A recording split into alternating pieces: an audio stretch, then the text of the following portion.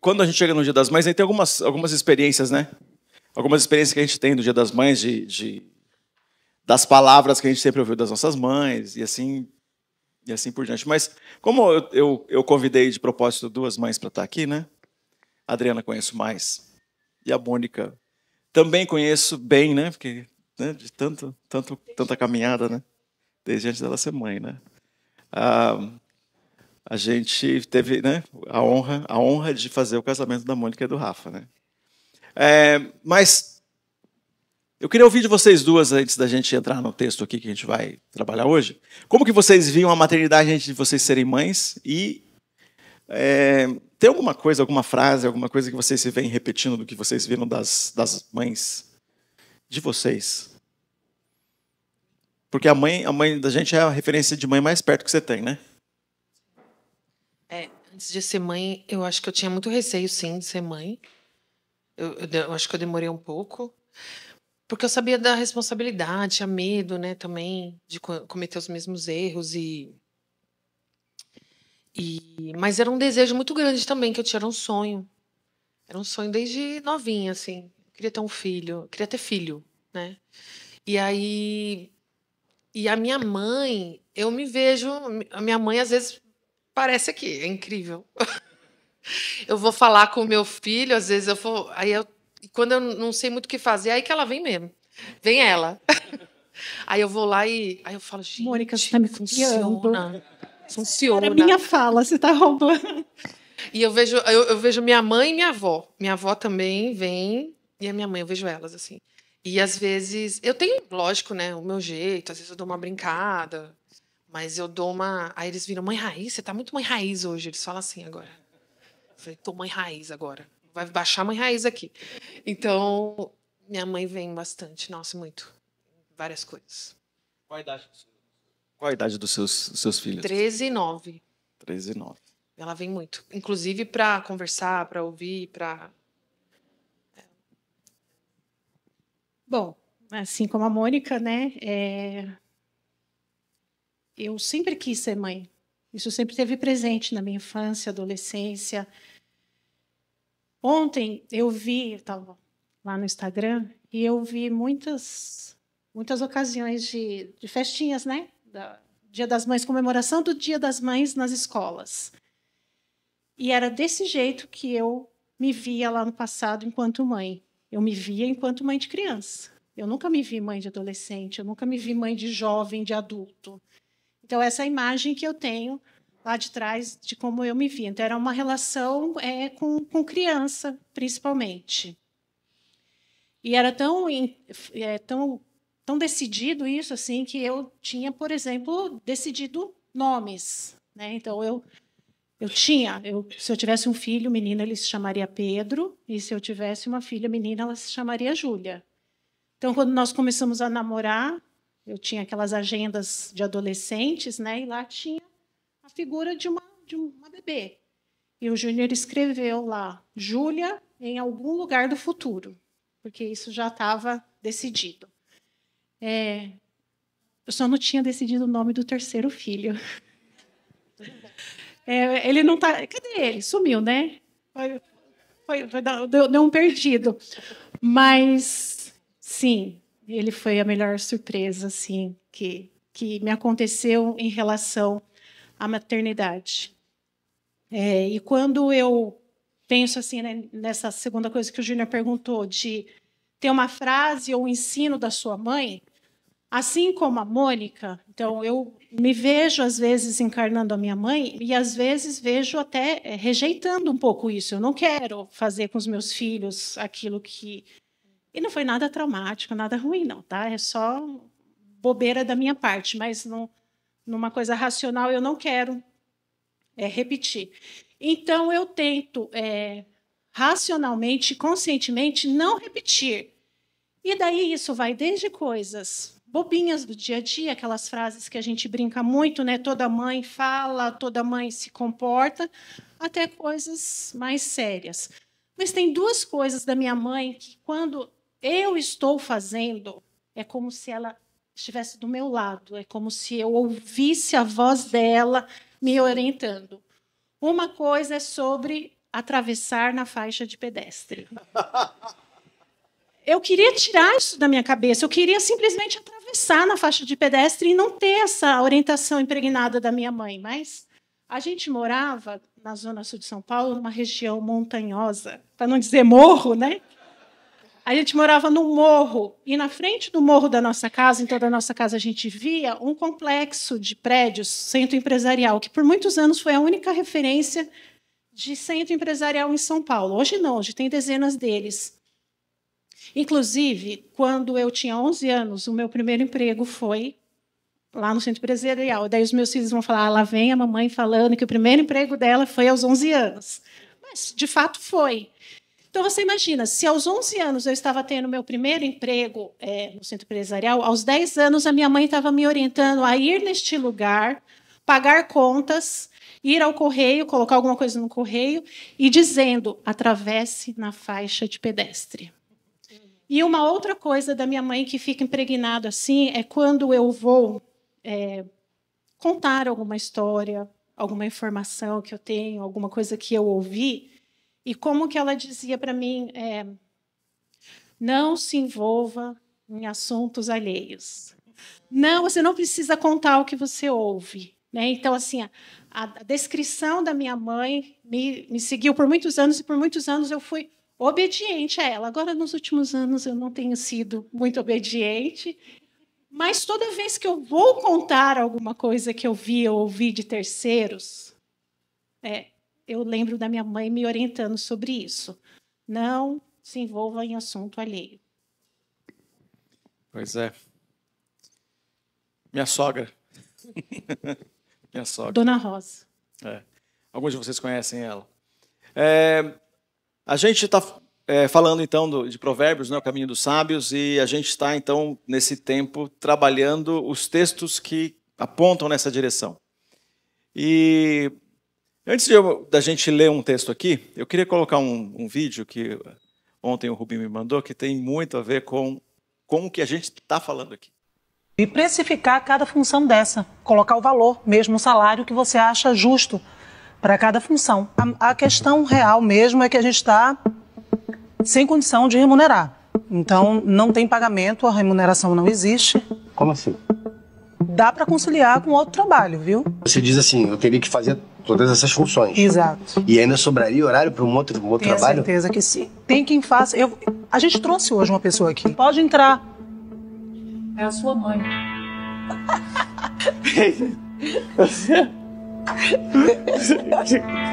Você entendeu nada agora. Ué. O que você está fazendo aqui? Você faz tudo isso sem remuneração, né? Tem que arrumar, tem que fazer almoço, tem que levar para a escola, trazer. Os nossos serviços são mais pesados do que o de vocês homens, porque a gente faz duas funções. Exatamente. Em uma, que é no trabalho, que é puxado, em casa, que é mais puxado ainda. E se não bastasse ter que dar conta de tanta coisa, quando a gente não aguenta mais, ainda nos chamam de louca. Pois é. E eu vou ler agora o texto bíblico, Provérbios, capítulo 31, a partir do versículo 10. Quem encontrará uma mulher virtuosa? Ela é mais preciosa que rubis. O marido tem plena confiança nela, e ela lhe enriquecerá a vida grandemente. Ela lhe faz bem e não mal todos os dias de sua vida.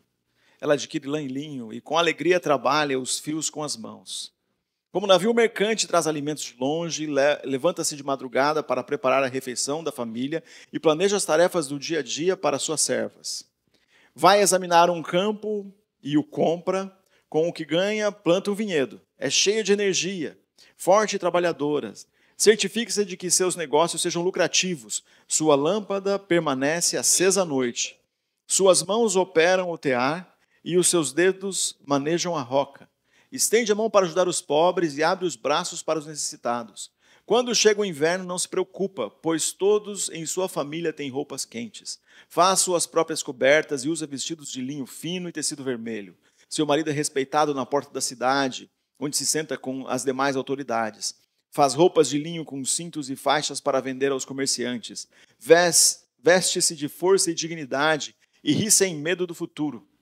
Quando ela fala, suas palavras são sábias. Quando dá instruções, demonstra bondade. Cuida bem de tudo em sua casa e nunca dá lugar à preguiça. Seus filhos se levantam e a chamam de abençoada. E seu marido a elogia. Há muitas mulheres virtuosas neste mundo, mas você supera todas elas. Os encantos são enganosos e a beleza dura para sempre. Mas a mulher que teme ao Senhor será elogiada. Recompensem-na por tudo o que ela faz. Por suas obras a elogiem publicamente. Senhor, usa a tua palavra para falar aos nossos corações. Bom, gente, importante colocar aqui esse texto bíblico, ele tem sido usado de uma forma que em algum momento você já leu esse texto e você ficou preso nele considerando os desafios de fazer com que isso aqui seja vivido, seja experimentado, seja visto na sua vida. E eu quero fazer uma desconstrução e não quero que ninguém se levante nem para ir no banheiro. Porque quando a gente faz uma desconstrução, o que acontece? A maioria das pessoas que você vai encontrar na nossa sociedade tem prazer em desconstruir. E não coloca nada no lugar. Eu vou fazer uma desconstrução e se você sair daqui no meio, você não vai perceber o que eu estou construindo e você vai sair por aí falando uma coisa que eu não quis dizer. Então é importante que a partir de agora, você que está começando a ouvir, não saia no meio. Porque se você sair com isso desconstruído, você não coloca nada no lugar e vai ficar dizendo que Provérbios não funciona. Provérbios funciona. Mas eu quero que você perceba aqui uma construção. Essa pergunta, né, que foi colocada aqui, todas as pessoas que traduzem, então na NVI está com ponto de exclamação. Aqui na NVT está com ponto de interrogação. Na Almeida está com ponto de interrogação. É importante você saber que no hebraico não tem essa pontuação, tá? Quem traduziu meteu E vocês sabem que colocar uma exclamação muda o sentido. Se você colocar a interrogação, também muda. Mas a interrogação, então pensa aqui, quem está traduzindo o texto bíblico, ele tem que decidir o seguinte. Eu vou falar o que o autor quis dizer ou vou dizer literalmente o que está escrito? Porque se eu escrevo literalmente o que está escrito, as pessoas podem não entender o que o autor quis dizer.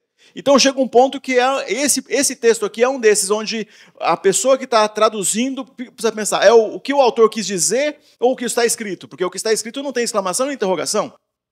Então o fato de colocar uma interrogação é que quem escreveu está querendo dizer para a gente, peraí, mulher virtuosa, quem achará? É no sentido de não existir. Agora se você sair vai ter um problema, né? Porque você vai pensar, mulher virtuosa não existe. Vocês perceberam que se você sair daqui agora, você perde? Fica aqui. Fica até o final. Preste bastante atenção. Esse texto é uma composição. Então, a mensagem de hoje é a mulher ideal e a mãe real. Quando a gente está falando de ideia, a ideia perfeita do quê? A ideia perfeita, nós temos várias ideias perfeitas construídas de muitas coisas que a gente precisa desmontar essa ideia perfeita. E nós que estamos aqui da cidade de São Paulo, a gente sabe disso. Quem não é daqui de São Paulo, a pessoa vem lá, não sei de onde, do interior ou de outro país, ele chega para morar aqui na nossa cidade, ele tem uma ideia perfeita construída dessa cidade, ou uma ideia imperfeita. Sendo ideia, ela nunca comunica com a realidade, ela não é 100% a realidade, é uma ideia perfeita ou uma ideia imperfeita. Muitas coisas na sua vida foram construídas no campo das ideias. Nossa, eu pensava que isso era muito ruim, e não é tão ruim assim. Eu pensava que isso era horrível, e é bom. Eu pensava que isso era ótimo, e é terrível. Eu gostava tanto disso quando eu ouvia, e de repente isso não é bom. Qual é a ideia perfeita? A ideia perfeita dos homens. E quando as adolescentes, ou os adolescentes, né, a ideia perfeita das mulheres. A ideia perfeita de um homem, quando você, mulher, foi adolescente, é a ideia perfeita de um homem no melhor estilo príncipe. Não existe. Você descobriu, né? Primeiro, né, você começou lá um namoro, de repente você falou assim, começa a namorar com apaixonada, e ele parece um príncipe, né, amor? E aí você vai descobrindo que ele não é tudo aquilo. E agora a Adriana, a gente já está casada há 30 anos, ela já sabe que não é nada daquilo. Então tem um processo, né? Não é tudo aquilo e não é nada daquilo. Então, aí precisa construir a ideia que é real. Então nós temos essas construções da ideia perfeita. O homem sábio, tem um checklist de muitas coisas aqui em Provérbios. O homem sábio, Um checklist que parece, não, eu não vou ser sábio nunca, pois esse negócio é impossível. Pois é a ideia perfeita de sabedoria que tem uma lista grande de coisas. Da mesma forma, a mulher virtuosa, uma lista grande de coisas que compõem um jeito de ser virtuosa, um jeito de ter virtude, que não cabe no todo, porque minha mãe nunca teve servas a seu serviço. Então minha mãe não é virtuosa, porque não teve serva, porque esse texto ele declara nessa, e minha mãe nunca foi tecelã. Então, se a gente vai se apegar à literalidade desse texto, você vai perder o que ele quer dizer. Então, o texto quer dizer uma coisa, dizendo diretamente outra. E como é poesia, é um livro sapiencial, né? Então, os aspectos da idealização, a gente considera isso, a ideia perfeita. Quando eu falo, né, e a gente vai pegar essa linguagem filosófica, platônica, né? Quando a gente fala, para você melhor entender isso, quando você fala de amor platônico, é um amor perfeito, o amor da ideia, que no mundo real não traduz, fala pouco. E o principal exemplo disso, que vocês devem ter ouvido, aprendido lá no 2º grau, quem lembra disso, é o exemplo principal que você tem, inclusive nas figuras lá dos livros. Passou o tempo, mas eles podiam fazer de idealização outras coisas, mas eles colocam sempre uma maçã. E quando eu falo maçã, a cabeça de cada um aqui tem um tipo de maçã diferente. Para um tem uma maçã verde, para outro uma maçã amarela, para um uma amarela e vermelha, para uma maçã bem vermelha. E eu tenho na minha cabeça a maçã Fuji, aqui do interior de Santa Catarina, que ela é mais firme, suculenta e não derrete praticamente. É a melhor maçã que existe, né, Renato? É a melhor maçã que existe. Eu não compro outra. Se eu tiver a opção, eu não compro outra, porque eu sei que essa vai dar certo. Essa é a maçã que eu tenho na cabeça. Essa é a maçã idealizada. Eventualmente eu posso comprar uma maçã Fuji e ela não está boa. Mas a minha maçã, na minha cabeça, ela é perfeita. E cada um tem uma. Então isso é o mundo das ideias. A mesma coisa é a aplicação da ideia perfeita que você tem sobre a pessoa. Sobre o homem, sobre a mulher, sobre a mãe. E quando eu perguntei aqui para elas sobre mãe, elas começaram a falar das mães delas. E da ideia perfeita de mãe, que a Mônica e a Adriana têm, não é as mães delas, porque elas tentam não fazer coisas que a mãe fazia e fazer coisas que a mãe fazia. Então, a ideia perfeita de mãe que elas têm é uma construção ainda que tem a ver com o real da mãe que elas viveram, que elas viram, mas tem umas coisas que eles não querem, a Mônica falou, e a Adriana também, que elas não querem fazer. Eu não quero repetir. Então, é isso, essa é a questão da ideia. E quando a gente traz aqui esse texto, ele está fazendo isso. Então, ele tem esses aspectos da idealização. Uma estrutura poética, então aqui está num acróstico um acróstico hebraico, né? Usando as letras do alfabeto hebraico para construir. Então, só por isso a gente já sabe que é intencional, escrito num acróstico. Então, a gente está falando de uma estrutura poética para trazer uma verdade, para trazer um desafio. Uma linguagem hiperbólica, né? Seu valor excede ao valor de muitas joias, de muitos rubis ou de muitos diamantes, depende da tradução que você leu. E a amplitude das qualidades, né? Tantas virtudes e habilidades que são descritas aqui nesse texto, que se a gente falar que está concentrado em uma só pessoa, é uma característica sobre-humana para a gente pensar em uma única pessoa. É só ler aqui, pensa assim, eu quero ver isso numa pessoa. E você vai fazendo aqui, a Cleide não tem, a Thaís não tem, a Adriana não tem. Pode falar no microfone. Não, se for pensar também em temperamento, personalidade, é impossível também. Porque dependendo da personalidade da mulher, do temperamento, ela vai ter uma tendência para uma coisa, para outra. E é multi, né? Pois é. Então, a gente vai vendo isso que vai... E o texto é construído. Então, a gente tem os textos bíblicos, esses são os textos poéticos, esse Provérbios está entre os poéticos, e nós temos a literatura sapiencial aqui. E sapiência, né, os livros de sabedoria, Provérbios, Eclesiastes, eles estão nesses dois, né, Jó, eles estão nessa leitura de sabedoria. E é importante colocar isso. E aí tem os aspectos que comunicam com a realidade. Então não é uma coisa fantasiosa. Tá vendo? Se você saísse, você tinha perdido, porque agora você ia falar, não vou nunca mais ler esse texto. Agora tem um aspecto que comunica com a realidade. Tem a ver com o contexto cultural concreto da relação das mulheres com o que precisa ser feito, com a prática das mulheres naquele contexto lá. Mas fala também da diversidade de papel, diversidade de formas das mulheres se fazerem presente na cultura, na sociedade. Não se fazer presente só, então, olha só, isso aqui é um texto, gente, de, sei lá, quantos mil anos. Arriscaria aqui 3.500 anos. é um texto que ele está nessa estrutura, mas colocando a mulher não só naquele lugar dela de coisas dentro da vida doméstica. Está tirando completamente desse lugar, na verdade. Né? Então, quando você pega alguns, ele parece estar vida doméstica, mas agora coloca ela na relação com a sociedade, vendendo e comprando, plantando, construindo. Então, a gente olha para essa construção onde, né, essa diversidade de papéis é uma coisa importante. E Provérbios é um texto, então, falando do caminho dos sábios, ele, desde o começo, ele fala uma coisa que é importante. No capítulo 1, versículos 8 e 9, diz: ouça, meu filho, a instrução do seu pai, não despreze o ensino da sua mãe. Coloca as dois em paralelo, não coloca, ouve teu pai e a tua mãe se der. Aliás, o texto bíblico fala de honra o pai e mãe. Então, a gente está falando de uma construção que não separa os dois, ainda que a gente vai olhar nas sociedades, em alguns lugares vai ver ainda um degrau na separação. Aqui está bem claro que esse reconhecimento existe. Então, o texto comunica com a realidade, falando desse reconhecimento, né, do trabalho, das contribuições reais de uma mulher para a sociedade, e não desprezando de jeito nenhum toda a contribuição que ela pode dar. Quero colocar aqui, né, agora um filósofo do nosso tempo, um coreano-alemão, já mencionamos ele alguma vez aqui nas nossas mensagens, ou principalmente nos nossos grupos, aí, a gente já falou disso, mas é um coreano, sul-coreano alemão, e tem sido bem falado dele. Se você já deve ter ouvido, o nome dele é Byung-Chul Han.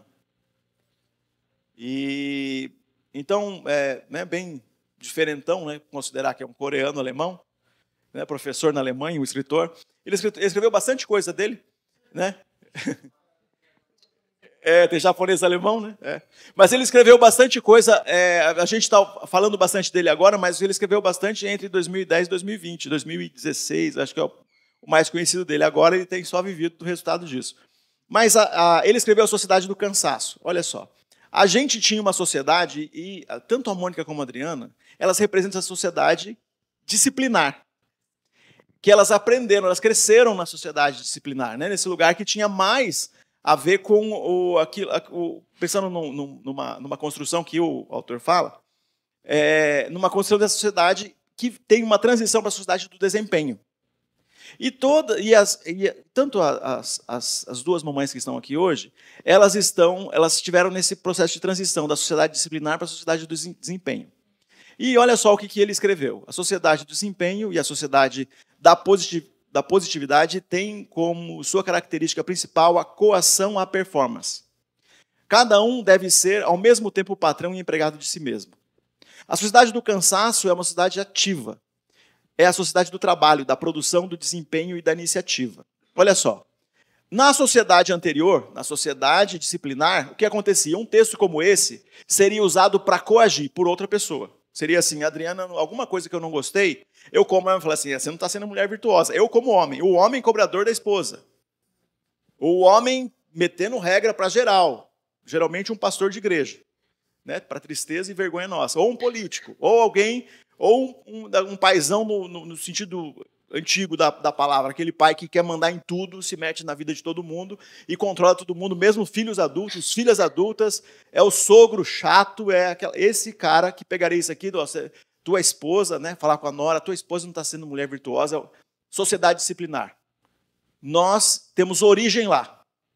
Se você tem origem lá, você viu isso acontecer, ou você sabe de histórias que tinha um homem que estava fazendo isso, exercendo essa autoridade que beira a crueldade, cobrando como um checklist esse texto aqui. Só que a gente tem uma transição, a gente está na sociedade de transição que esse autor chama de sociedade do cansaço, que esse texto também é ruim. Olha só, porque esse texto ele faz uma transição e vira um modelo que a Mônica e a Adriana não precisa de ninguém cobrar, elas mesmas se cobram. E mamães, a maioria de vocês estão lendo esse texto e cobrando de vocês mesmos. Opa! Vocês estão lendo esse texto e fazendo uma... Deixa eu empurrar aqui que o espaço está... Lendo esse texto e fazendo uma cobrança de vocês mesmas. Lendo esse texto e né, como se fosse, né, se a gente colocasse na linguagem desse autor, é o indivíduo que é seu próprio empresário. É o indivíduo que está fazendo, né, esse processo aí de cobrança. Né? E o resultado disso é fadiga.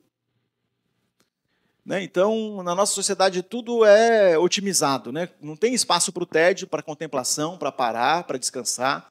E se você for descansar, logo vai ler esse texto aqui e falar assim, preguiça, não pode, vai comer o pão da preguiça. Né? Não pode dar uma paradinha, não pode dormir até mais tarde no sábado, não pode. E se tiver mais um horáriozinho, né, Cláudio? Mexe uma academia aí, nesse horário. Né? Já vai achar alguma coisa, e assim, não é ninguém que está cobrando de você, é você que está cobrando de você mesmo. E é isso que a gente está vendo a nossa sociedade fazer isso. Então, olha só, a gente tem que considerar o que a Bíblia está ensinando para nós como o caminho do sábio. O caminho do sábio, então, a gente vai falar assim, o que a sociedade está dizendo, o que a religião está dizendo, o que é que Jesus está dizendo. A sociedade está dizendo uma coisa que está oprimindo as mulheres. A religião está dizendo, então, a religião é essa sociedade da disciplina que eu falei para vocês. A religião está dizendo uma coisa que está oprimindo as mulheres, as mamães e as mulheres em geral. E Jesus está dizendo, vinde a mim quem está cansado e sobrecarregado, eu vou trazer alívio para você. Alívio para a sua alma. E aí, aonde é que fica esse texto? Onde é que fica o texto de Provérbios, então? Se ele quer trazer alívio. Vou chegar lá. Daqui a pouco, de novo, gente, não pode sair, tá? Não terminei, eu só desconstruí até agora. Mas eu queria saber da Adriana e da Mônica, esse texto de Provérbios que a gente leu agora há pouco, já soou para você como um checklist impossível? E quanto que o que esse psicólogo, o que esse filósofo, quer dizer, falou, já afetou vocês, né? Os efeitos psicológicos e sociais disso o resultado disso é burnout, o resultado disso é ansiedade, o resultado disso é depressão, o resultado disso é sensação de incompetência e de nunca estar suficiente. Ele escreve isso no livro dele, tá? Então, se vocês já tiveram os efeitos psicológicos e sociais disso, ou se esse texto já te soou como nessa sociedade da cobrança aí, né, na sociedade da disciplina, você já sentiu que esse texto foi uma cobrança para você? Sim. Já soou como um checklist impossível para mim. Duas coisas assim, que são bem características da maternidade que me seguem. Culpa e cansaço. Às vezes mais, às vezes menos. Um cansaço físico, um cansaço emocional que nunca se acaba, né? É eterno. Eu sempre falo que uma mãe cansada, ela não está cansada de ser mãe. Eu não estou cansada dos meus filhos, eu não estou cansada de... Mas sim, a maternidade não, hoje menos, né? Foi a minha maior fonte de cansaço físico por muitos anos. E hoje... mais mental, mas também físico também, né? Mas são essas duas coisas, culpa e cansaço. Ontem a Thaís postou um videozinho que a gente dá risada porque é engraçado mesmo, mas depois dá vontade de chorar. Um garotinho, né? Então foi dado o microfone para ele, defina sua mãe em uma única palavra: cansada. O Deco, aos 5 anos de idade, fez um cartãozinho na escola que ele tinha que completar a frase. Minha mãe é... O que ele colocou? Cansada. Hoje eu fico pensando, gente, como que uma professora deixou isso ser entregue para a mãe? Como que a professora não filtrou e não chamou, André, vem cá. Olha, o cartãozinho é para o Dia das Mães, né? Porque isso me seguiu. Hoje de manhã ela foi procurar esse cartão. Toda a minha vida me seguiu. Porque daí eu ficava pensando, gente, o que é que eu estou sendo? O que é que eu estou fazendo para o meu filho de 5 anos olhar para mim e no cartão falar, minha mãe é cansada, ele só me vê como uma mulher cansada, ele não consegue ver as outras coisas. Hoje, então, eu falei, né? A gente ri, depois a gente chora, depois a gente ri de novo, porque é assim mesmo, né? Hoje, os meus filhos já não são mais a fonte principal de cansaço físico. Mas aí tem o cansaço emocional, a preocupação com o bem-estar de cada um deles. Na verdade, hoje eu acho que até inverte um pouco, assim, né, por conta do cenário que a gente está vivendo. Eles acabam sendo a minha rede de apoio. Então, cada um com a sua personalidade, com aquilo que lhe é peculiar, me ajuda no momento que eu estou vivendo. Então, por exemplo, o Pedro tem sempre uma... Sempre quando eu falo Pedro, Júlia e Deco, eu estou falando na ordem de nascimento, tá bom? Essa é uma preocupação que a gente tem para, assim, às vezes não deixar mais uma coisa mais séria para o começo, mais irreverente para o final, ou porque gosta mais de uma abordagem ou de outra, mas é a ordem de nascimento. Então, o Pedro tem sempre uma preocupação de perguntar como que é a minha semana, e ele sabe o que eu estou vivendo em relação aos meus estudos, então a gente conversa alguma coisa sobre algum assunto de saúde. A Júlia tem uma preocupação imensa com o meu bem-estar, se eu estou bem, se eu tive dor de cabeça, que nota que eu tirei na prova. E ela me cobra, ela pergunta, e aí, como é que foi na prova? Que nota você tirou? Deu tudo certo? E o Deco tem uma preocupação comigo em relação aos perigos de uma vida acadêmica, né? Então, ele sempre fala, não quero receber ligação de ninguém para ir te receber lá. Mamãe, não é para experimentar. Nem vai te buscar na festa. Vai me buscar na festa. Não é para experimentar drinks, né? E eu sempre digo que meu vício... Porque todo mundo precisa ter um, gente. Não tem jeito. Meu vício é Trident, lá na faculdade, né? Então, em tudo isso que eu vivo da culpa, do cansaço, então, daí eu volto lá na minha mãe, na Dona Rosa. Eu sou Adriana. Mas aí tem uma Dona Rosa que habita em mim. Uma Dona Rosa silenciosa, pacífica, discreta, e que às vezes me persegue, às vezes me ajuda. Mas, às vezes, o que eu quero é romper totalmente com essa Dona Rosa que vive dentro de mim. Eu quero, tipo assim, uma Dona Hermínia, sabe? Da minha mãe é uma peça. Eu quero gritar, eu quero falar alto, eu quero xingar, eu quero falar, eu vou dar na sua cara se você não colaborar comigo nesse momento. E daí bate a culpa, né? É nessa hora que bate a culpa, mas uma mãe boa não faria isso. Uma mulher virtuosa não faria isso. E uma preocupação muito grande com o que eles vão pensar de mim. O que eles vão pensar de mim? Então, por exemplo, os meus filhos, eles me ouvem falar palavras torpes nos últimos anos, agora, sei lá, 5 anos. Mas a infância deles todinha, eles nunca me ouviram falar um palavrão, porque eu achava que tinha que ser Nem assim. quando explodia. Nem quando explodia. Não, sempre Dona Rosa que habita em mim, né? Eu também nunca ouvi minha mãe falar nenhum palavrão. Mas, às vezes, eu tenho vontade de falar. E, às vezes, eu me preocupo muito com o que eles pensam, o conceito que eles vão ter disso, ou de algum comportamento meu. E eu penso sempre o que os meus filhos vão pensar. Essa é a minha maior preocupação. O que eles vão pensar de mim? E daí o Júnior me ajuda muito nisso. Porque ele fala assim que o que eu tinha que fazer pela formação, pelo caráter deles, eu já fiz. Já está concretizado lá dentro deles. E não existe absolutamente nada que eu faça agora que vá mudar neles. Eles podem não concordar, não se sentirem à vontade com alguma atitude minha, mas eles já estão formados. O que eu tinha que fazer já foi feito. A partir de agora, não é uma explosão minha, uma inadequação do meu comportamento que vai fazer eles mudarem o comportamento deles ou o que eles pensam ao meu respeito.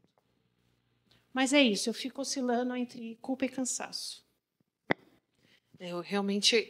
Esse Provérbios, uma época na minha vida, eu ignorava ele, realmente, né? Até quando o Júnior falou dele comigo, uau!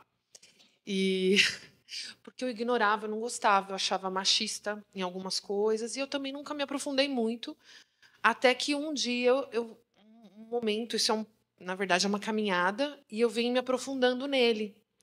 Então, eu acho que realmente foi preparado mesmo para falar sobre ele, porque hoje é um provérbio que eu gosto, que eu entendi.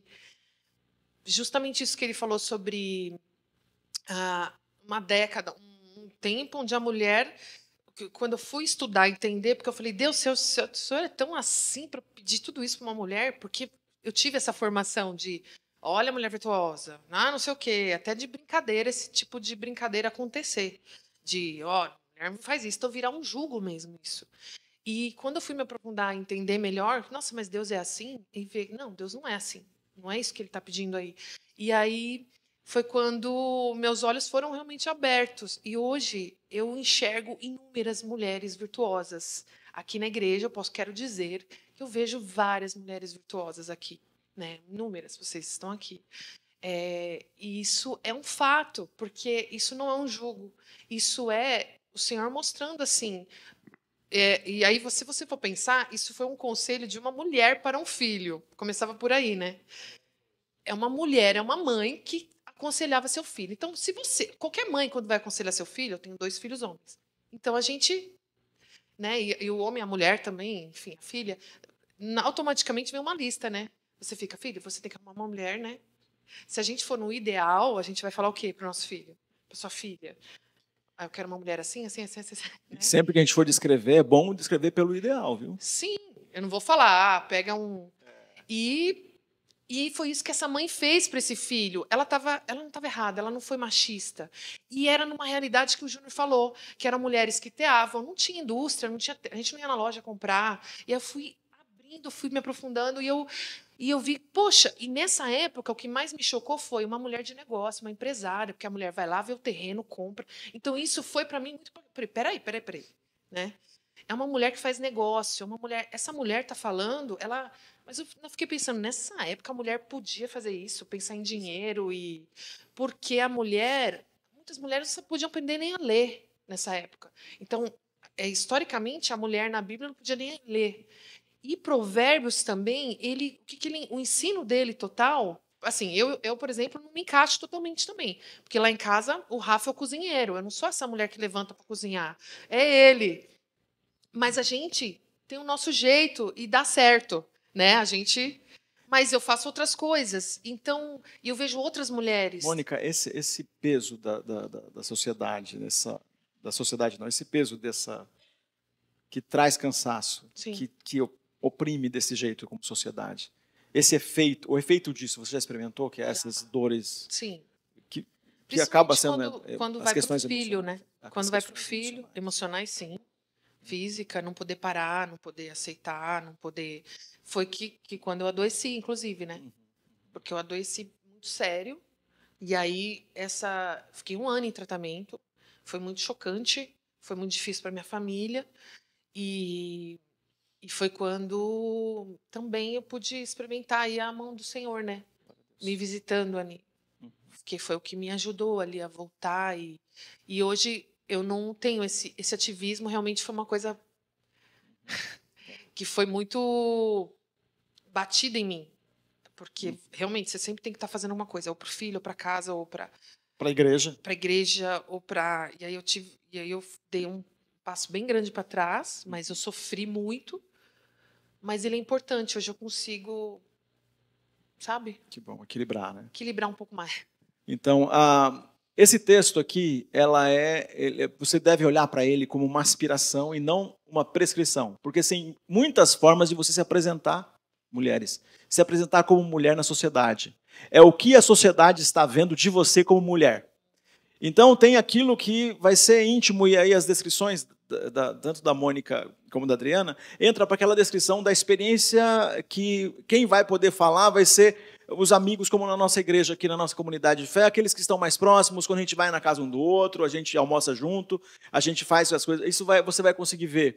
Mais íntimo ainda é quando o filho vê, mais íntimo ainda o marido, essas relações. Então, essa aspiração nesta relação. Então, não considerar que esse é o checklist de tudo para todas, mas de parte disso está em todas. Então, todas as mulheres têm partes desse texto aqui. E quando você pensar nesse texto aqui, para algumas, a natureza empreendedora vai ser o que mais vai aparecer. Para umas, a natureza materna é o que mais vai aparecer. A Adriana falando de um colega que tem 23 anos e ele é mais vulnerável. E depois vocês podem conversar com ela para entender esse exemplo que eu estou dando. Mas esse rapaz que tem 23 anos fazendo medicina, ele não se encontra com os iguais da idade dele. O que aconteceu com os alunos que são de medicina, que são mais velhos, como a Adriana, homens e mulheres mais velhos, ele se encontrou. Por quê? É essa natureza do maduro de acolher aquele que está precisando de cuidado.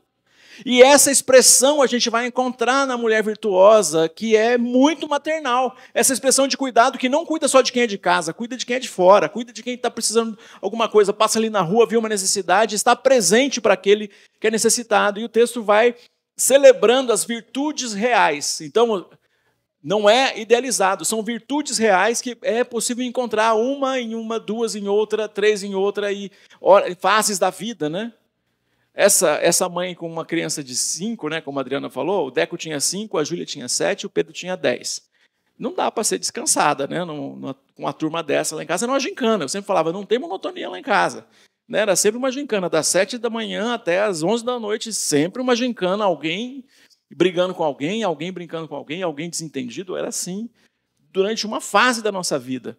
E Ulisses e a Beth também passaram por isso, né, com 3 meninos. Né, então, essa é uma fase da vida você está mais atento ao que está acontecendo aqui dentro. E outra fase da vida mais atento com o que está acontecendo lá fora. Numa fase da vida você pode ser a mulher de negócios tranquila. Outra fase da vida não caberia. Então a gente não consegue ser tudo para todos ao mesmo tempo. Então aqui o texto ele vai falando de confiança no relacionamento familiar, nos primeiros versículos, diligência no trabalho. Então, olha só, como alguém conseguiria isso? Generosidade e solidariedade, então, imagina, né? Praticar voluntariado e cuidar de quem é de fora. Organização e preparo para o futuro, então tem planejamento. Então, como que, né? Tem tanta coisa no a fazer, ainda tem que dar uma paradinha para pensar no futuro. Que eu vou planejar para a semana que vem, para o ano que vem, para, né, as roupas de inverno, né? O texto fala, né? Preparar as roupas de inverno, né? É uma outra realidade. As nossas roupas de inverno já estão no guarda-roupa, a gente só tem que tirar para tomar um solzinho. Pois é, então, você imagina. Cresce, a mãe vê para comprar. Troca os já vê, tênis, fulano, né? tá faltando. Já tem que pensar nisso, né? Olha, tá vendo? Eu como homem falando. Olha, não cabe. Eu não tenho noção. Então, graças a Deus pelas mamães. O relacionamento de influência, olha só, tem relação na sociedade. Né? Vai procurar, né? Vai ter uma reunião, ela vai participar. Tem uma conferência, ela não perde. E tem hora que tem que perder.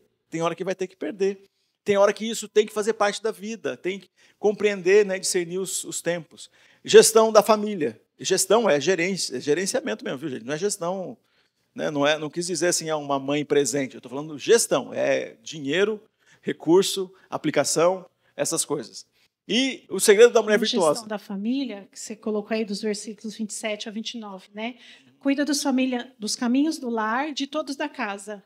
Não come o pão da preguiça. Supervisiona atentamente as necessidades da família. Sua família reconhece, elogia, agradece o seu trabalho e dedicação. Hoje, quando nós acordamos, o Júnior perguntou, precisa comprar pão? Falei, não, hoje nós vamos comer o pão da preguiça. Que é o pão de ontem, é o pão que vai virar torrada, que às vezes não tem um modelo de pão. Nós somos, né, tudo bem, hoje não estávamos os 5 lá, né, mas às vezes não tem o mesmo modelo de carboidrato para todo mundo.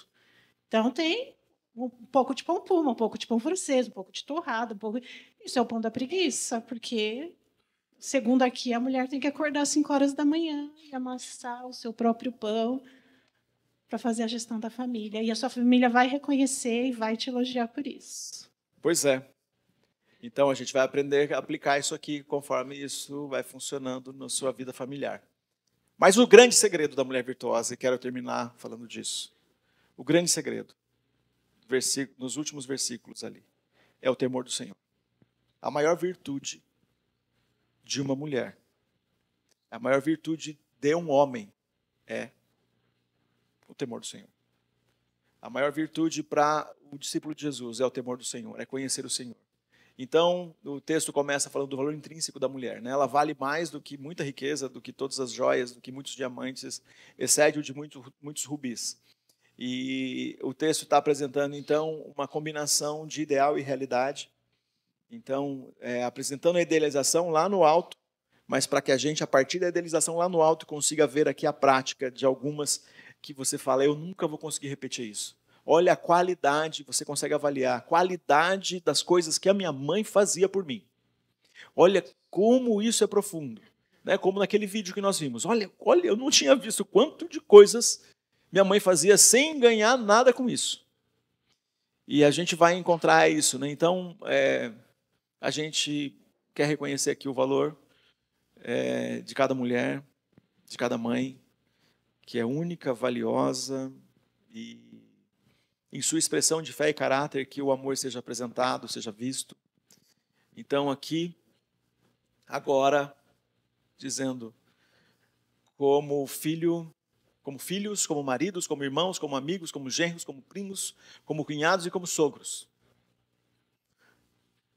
Agradecemos a vocês, mulheres, mamães, quando vocês oram, cuidam, aconselham, ensinam, trabalham, organizam, lideram, discernem, servem, abraçam, encorajam, testemunham, amam, e eu não consegui colocar todos os adjetivos. Eu acho que algumas de vocês não têm ouvido isso dos seus filhos e dos seus maridos o suficiente. Então, aqui na igreja, na nossa comunidade de fé, estamos falando aqui, estou falando em nome dos homens aqui. Estou falando em nome da equipe pastoral, em nome da liderança desta igreja, dessa comunidade de fé. Tudo que você ainda não ouviu, quero que você ouça agora. Talvez faltou, algumas de vocês não estão, né, o casamento, infelizmente, acabou, ou nesse momento, já vivendo uma vida como viúva. Quero aqui dizer coisas que talvez você já tenha ouvido e repetir mais uma vez. Em nome desses que talvez já tenham dito, ou talvez como criança ou como adolescente ainda não tem repertório para dizer, ou talvez já seja adulto, mas ainda não chegou na maturidade de um discípulo de Jesus para te dizer o que você precisa ouvir, baseado no que ensina o texto de Provérbios, capítulo 31, versículos de 10 a 31, nós aqui estamos para reconhecer a importância que você tem na nossa comunidade de fé. Quando você nos lidera, quando você é voluntária nas diferentes áreas que nós temos aqui, quando você faz parte do nosso conselho, quando você faz parte da nossa equipe de música, quando vocês nos ajudam a pensar o futuro, a pensar o momento, a decorar esse espaço, a realizar nossos eventos, a tocar um instrumento, a fazer... Glória a Deus pela sua vida. Graças a Deus pela sua vida. Obrigado porque Deus te chamou, porque você faz parte dessa comunidade. E nós queremos que vocês, meninas, vocês que são adolescentes, vocês que são solteiras, se espelhem nessas mulheres virtuosas. Cada uma se apresenta de uma forma, o valor delas é muito grande e o teu valor também é. Meninas, espero ver vocês no futuro parecida com essas outras mulheres aqui. Vivendo como essas outras mulheres aqui. E homens, eu espero ver vocês no futuro elogiando e reconhecendo as mulheres virtuosas que nós temos como exemplo de fé que vivem aqui. Que vocês tenham a capacidade, como discípulo de Jesus, de reconhecer as qualidades, as virtudes e a capacidade de aproveitar oportunidades que as mulheres estão aqui, têm aqui. Que Deus abençoe muito vocês. Que Deus use vocês como exemplo. Esse mundo precisa de referência, que vocês sejam a referência, como mães, como amigas, como irmãs, como vós, como tias, como primas, como mães, para esse mundo que precisa desesperadamente de referências. Que Deus use vocês poderosamente na missão dele. Na missão dele com M maiúsculo. Na missão do seu dia a dia com M minúsculo. Vamos orar. Senhor, Pai do Todo-Poderoso, obrigado, porque o Senhor nos dá a palavra do Senhor. E ela serve aqui para que a gente tenha direção e ande no caminho da sabedoria. Então, Senhor, agora para aquele momento das pessoas que estão aqui, especificamente das mulheres e das mães, que por algum motivo esse momento é de sobrecarga. Então, nós pedimos que a Tua palavra, aquela que diz que com o Senhor, o fardo é leve, o jugo é suave, e quem está cansado vai encontrar descanso. Então o Senhor se apresenta como o Senhor que traz descanso. E Senhor, há momentos que falta reconhecimento para as mães, para as mulheres, e aqui hoje nós estamos aqui fazendo esse reconhecimento. Obrigado, Senhor, porque o Senhor revela o seu amor a nós, através das mulheres, especialmente através das mães. Obrigado, Senhor. por essa representação. Agradecidos pelo teu cuidado por nós, através das nossas mães, pedimos pela vida de cada uma delas, as que estão aqui e as que não estão aqui. Em nome de Jesus. Amém.